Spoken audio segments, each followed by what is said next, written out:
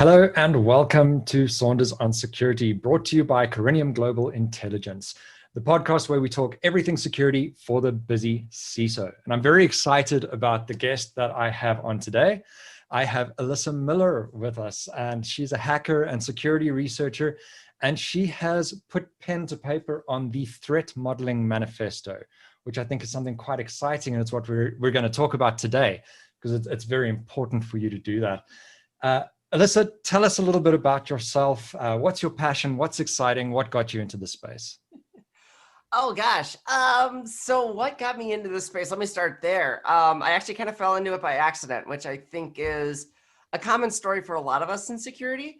Yeah. I bought my first computer when I was 12 years old, and I taught myself programming, but didn't really see it as a career until I started as a pre-med major. I got out of that major after 3 semesters of college chemistry. It was like, peace out, y'all. I'm not doing this. And had to scramble to find a new major, got into programming. And it was after 9 years working for this large financial services company that I got asked to join their security team, which, I mean, I had been hacking computers for years, but now I was being asked to do it professionally. And so I started as a penetration tester. After a while, I was leading the team and was responsible for their enterprise vulnerability management, and it just kind of flowed from there. And so, technology is just something I've always had a passion for. And so now, technology has become like a part of every facet of our way of life, right? Yeah, and so for sure. I just really like to dig into it. I did a lot of research in the last 2 years on deepfakes, including setting up some hardware in my own lab here to make my own. I've done a lot of research into this supposed skills gap, right? We hear so much talked about, and in fact, now it'll be in the first week of March giving a TEDx talk on that. And so I really like to get out in the community and talk ideas, hear what others are doing, talk about what I'm looking at, what I'm playing with. And then, from a professional perspective, now I'm the Business Information Security Officer at S&P for their ratings division.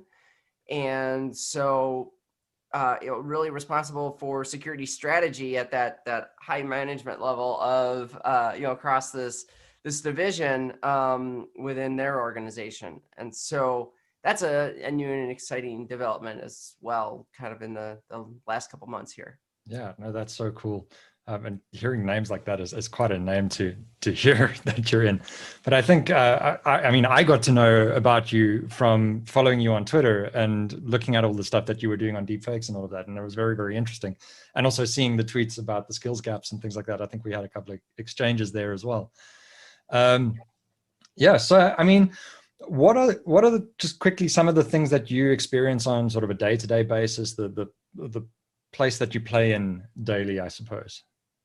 Sure. So, again, professionally, I'm in a highly regulated area. So, S&P Global Ratings being a credit reporting agency, we are very, very heavily regulated by all the countries that we work in. And so a lot of what I am doing is pushing to try to get our security approach to be as proactive as possible. So when audits and regulators and everyone else show up asking questions, instead of scrambling, we got to find all of the various evidence of everything that we're doing, really just making sure that we've got that ready to go. And we've been proactive in that, and that our daily procedures and our standard operating procedures fulfill what we're supposed to be doing from our standards, from those requirements and so forth. So that's a lot of my work right now.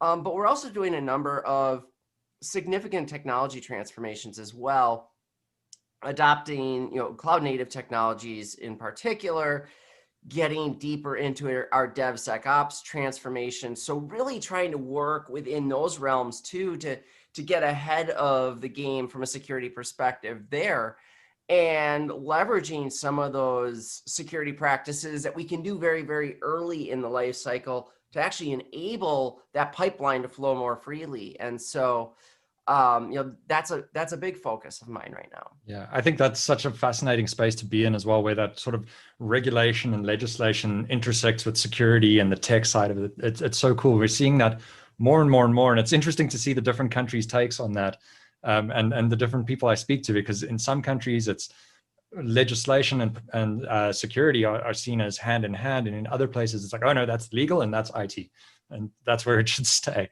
which I think is a very dangerous approach to have. But what we're going to chat about today is threat modeling. And I want to jump straight in. And this was something that was fascinating to read. And I saw a lot of noise about this on LinkedIn between different tags, and saw you tagged in some of the stuff. So what exactly is threat modeling? So depends on who you ask. No, but you know what? I should have come prepared. I should have had the manifesto in front of me. I could have read you the definition right out of the top of the manifesto. But you know what? Honestly, I think you and your listeners are probably more than intelligent enough to be able to go to that website and read it yourself. Really, when it comes down to it, my opinion personally, now there were 15 of us who were involved in writing that manifesto, but I think we're all pretty well aligned on this. My definition of threat modeling for a long time has been, it's just simply asking the question, what could possibly go wrong, right? I'm designing a system, I'm designing functionality, I'm doing whatever I'm doing. I'm going to a neighborhood in my local city. It's asking that question, what could possibly go wrong? And then using those answers to inform how I'm going to react to those potential threats. So, that's something that I think we talk about a lot in our space, which is the risk-based approach to things. We're in privacy legislation here in South Africa. Privacy is at the forefront now, because our legislation, as of the 1st of July, like kicks in, and suddenly the regulator has teeth. So we're also saying, like, you've got to take that risk-based approach, because it's also difficult to tackle everything. If you try and tackle everything without a risk-based approach, you suddenly end up spending all this work on things that are not really valuable, I guess. Sure. So does that tie into why you should do threat modeling on that side? What are your reasonings for why to do it? There's a lot of reasons to do threat modeling. So yeah, one of them is just to really understand, like you were saying, almost from a risk-based perspective, okay, what are the threats that actually are the most meaningful to me? What are the threats that are going to result in interruptions to my business, or are going to cost me money, or are going to cause reputational damage, and which ones are the most significant? And so just that understanding alone is so crucial, in kind of to the point that you were making, just how do we even react to them, right? I mean, if you haven't looked at what your threats are, how do you even know? You could sit here and look and say, oh, here's all these emerging threats in the world. We know what different APTs are doing if we've got threat intelligence, but that's meaningless if I don't know how that applies to my systems. And so what threat modeling does for you is it gives you that proactive approach. In application security, we've talked about push left, push left, push left for the 15 plus years that I've been in security. And threat modeling is that one element that kind of kicks that all off. Like, you can push threat modeling further left into the pipeline than anything else. And in fact, that's one of the things that I've been recommending in recent talks for the last couple of years is, how do you, especially in a DevSecOps world where everything's moving really fast and everyone's trying to get to CI/CD, and the pipeline just keeps moving. We don't have time for all these security practices. Well, if you build threat modeling into that user story creation, now you have that threat information at the very inception of what you're going to build. And so when your developers get that story in their hands, they already know what they have to be concerned with from a security perspective. They can design controls then. And from that design and from that threat information, that can drive your test cases. So you can automate that, right? Now you've got much faster and more prioritized to that, again, that risk-based approach. I can prioritize which test cases I'm going to execute. And then it even follows me post-deployment, because now I'm in production and I can use all that same information to better configure my monitoring and make sure that I'm watching for the most meaningful threats. And so this is why you'll hear me talk very passionately about why people should threat model, because it enables and it actually helps create new efficiencies in a DevSecOps pipeline. Whereas a lot of people look at it and they're like, oh, you can't threat model in DevOps, right? Wrong answer. Yeah, for sure. You said a few things in there that I want to touch on. The one that just comes out to me as well, and it speaks to that moving everything to the front of the line there, is even if you look at the European privacy laws, they talk about data privacy impact assessments, and privacy impact assessments are in our South African laws, it's in New Zealand. That's a fantastic thing to do, to bring it into the dev side. I know we normally recommend, when you're speccing in the SDLC, bring in this privacy impact to see what are the risks, what do you have to change, what might happen in production as well, what sort of physical security, logical security do you have to put in. So very important there. And I think the other thing I want to tie into there, and something you mentioned, is knowing how it applies to you. And that's something I want to touch on quickly. Is it limited to larger corporates? A lot of times we see people, and I think you mentioned it there, and it's the other part I want to bring in, where it goes through to operations. Often you don't monitor it after the fact. But what sort of operations do you need to do this threat modeling? Because it in a way, like, I'm worried that it's only for larger corporates, but how do smaller guys do it? Is there space for it in a startup and a little software company? Yes, absolutely. And honestly, I wish people would start then, because otherwise what happens is you get, 2, 3 years, 5 years down the line, you've got this, now 500-person organization, and now you're trying to back build this into, what you've been doing all along. And that's where we really struggle. And it's definitely not something just for larger enterprise organizations to be doing. And that's where I go back to that simple definition, right? I said, it's just asking what could possibly go wrong. If I'm going to create this thing, and to your privacy point, you can even pull in that privacy factor here. Like, what could really go wrong? And if you want to attach it to what's meaningful for you, it starts with just identifying your critical assets. So instead of, I say threat modeling, a lot of people who, read books on this or whatever, the first things that come to mind are, frameworks like Stride and Dread and Pasta and all of these things that are really great methodologies if you have this big, complex methodology you're going to follow. But threat modeling doesn't need to be that. Threat modeling can simply be, hey, I've got this user story that's a part of this app. And when I write this user story, I look at it and I say, here's the critical information it's going to touch. Here's the critical assets in terms of just system availability. That sometimes is an asset. Sometimes your people are assets. But knowing from a business context what's important to you, and then describe the threats in just simple, plain language terms, right? So instead of saying, oh, it's spoofing or it's tampering or it's a repudiation, all those Stride categories, just, hey, there's danger somebody might steal this. There's danger this data could be exposed. There's danger that this critical function could be made unavailable. Those are things that any human can understand, and you don't need someone who's been trained in some threat modeling or security context to put any of that information in there. I can have a business analyst sit down, write a user story, and identify those things very easily. In fact, they're probably the better ones to do it because they have a better idea of that business context. Yeah, it's interesting you mentioned that. In the last episode of this, I was chatting to John Cilio, and he was also mentioning, you need to have that business language. People don't understand in the other sides outside of IT what it means, and you can actually lose that gravitas that you actually need when that happens.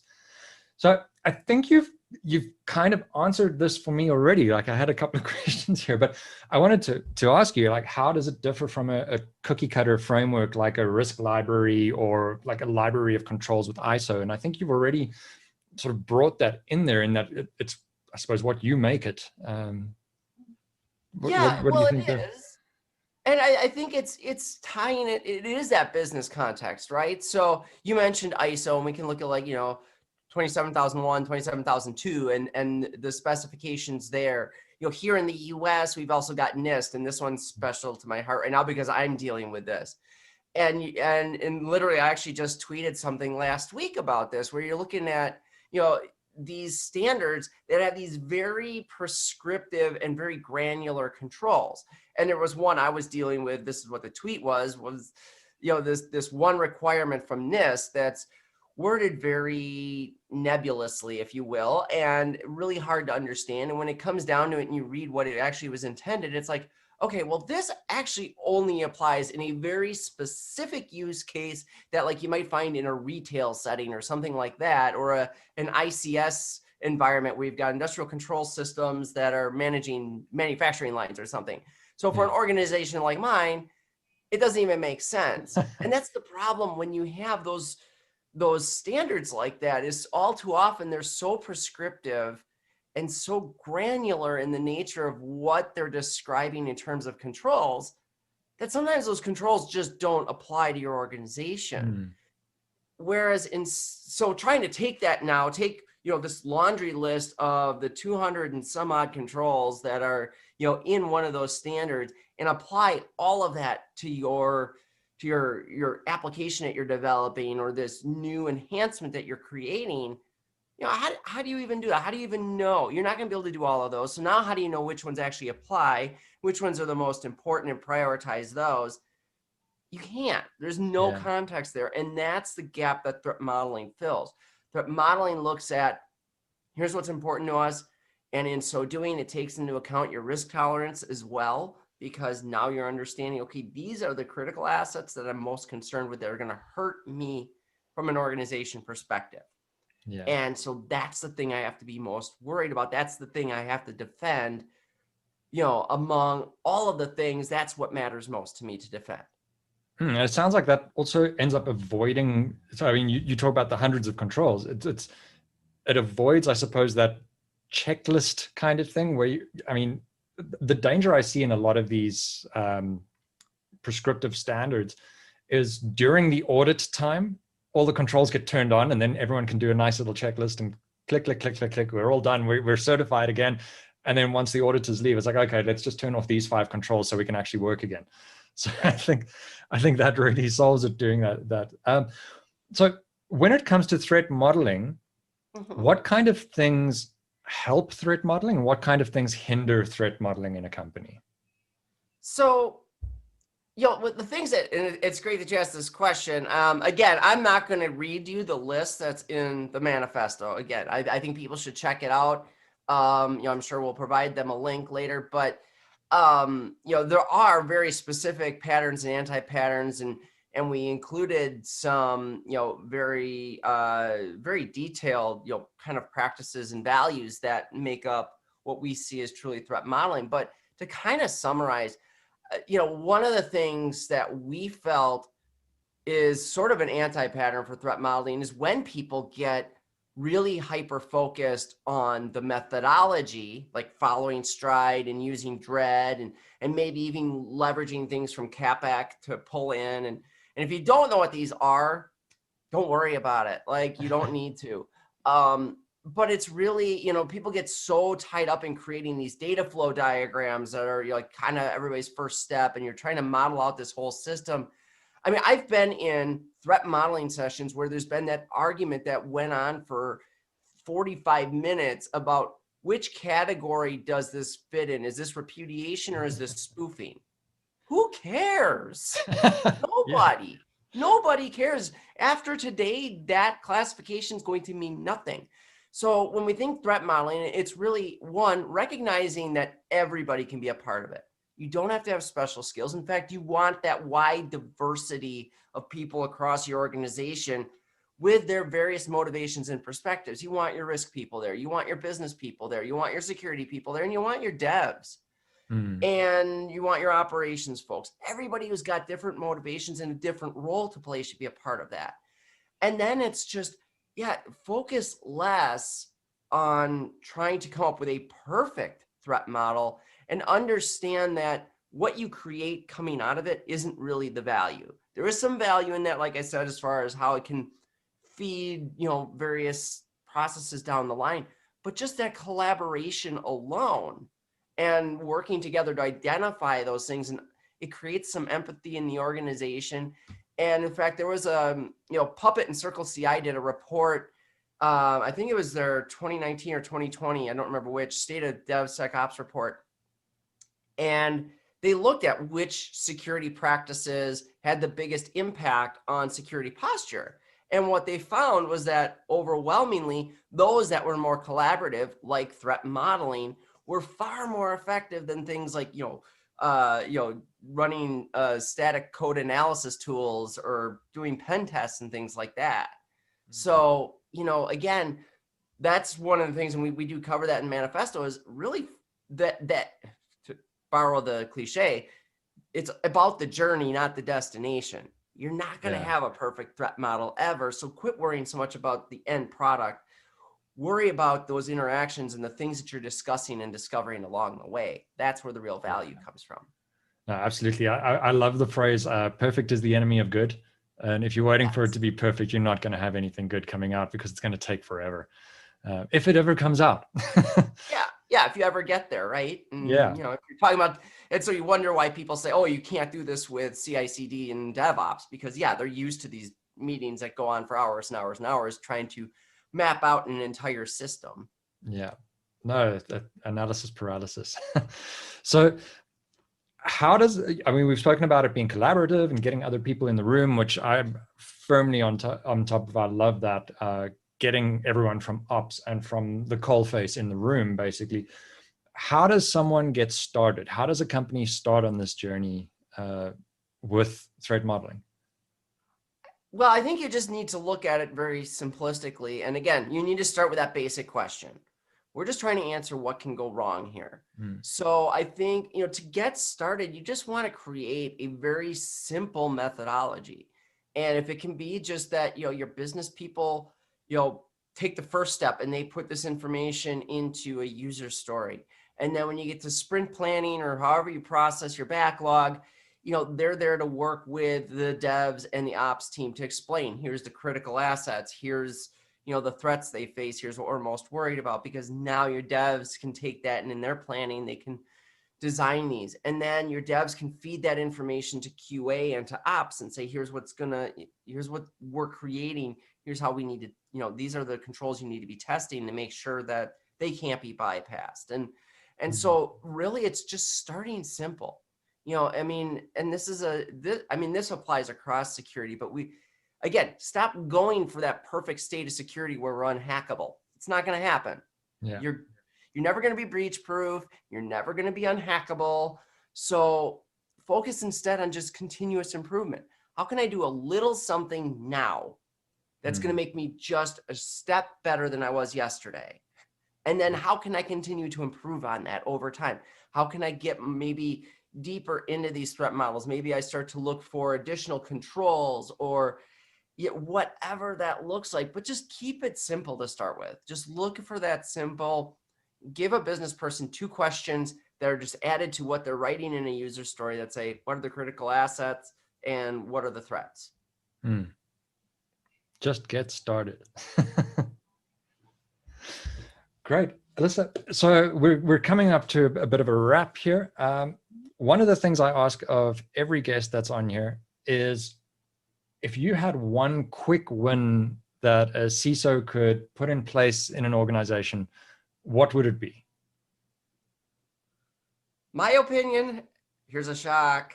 We just talked about it. Literally, do something with your threat modeling organization. Make it better. Make it, address this in some way. Bring it in whatever shape fits your organization, but bring something, because it not only gets you from a security perspective as far left as you can be, but when it is one of those things, we struggle as CISOs trying to get the business to really understand business value of security practices, right? I mean, we try to scare them. We throw all this FUD out there. Threat modeling is so good at hey, I can enable your CI/CD pipeline to be faster if we just do this little thing when you write user stories. That's gold. Like Yeah. your business people, your dev teams, your engineering teams, people love that because, oh, your security thing's going to make my life easier. So yeah, I'm a big proponent of this for a reason. And it's because it does help bridge that gap where now the business understands, okay, security can actually help us be better at what we do, not just more secure, but just better and faster. Yeah. And that ties into so many more things like your marketing, your trust, your everything. It's such a it's an ecosystem that we have. Alyssa, thank you so much for chatting to us about this. If someone wants to get hold of you or find out more, where can they go to do so? Easiest place, honestly, is Twitter. I'm Alyssa M_infosec. I know, lamest Twitter handle ever. Long story. But yeah, Twitter's the easiest. You can find me on LinkedIn as well. Again, it's actually Alyssa M-infosec is the end of that URL. But those are really good. Otherwise, my website as well, alyssasec, SEC.com. Any of the above really, encourage people, honestly, to reach out. And like I said, I like to hear other people's ideas, have them challenge my ideas, and let's just see how we can continue to get better. That's great. Thank you so much. And thanks again for being on here. It's been great to actually chat to you. I've been following you on Twitter for ages, and it's really good to actually have a conversation here. So thank you for joining us. Folks, thank you for listening. Check out those websites and check out threat modeling. Go read the manifesto. It's really, really worthwhile. So once again, thank you for being here. We'll chat to you next time. Thank you. Take care.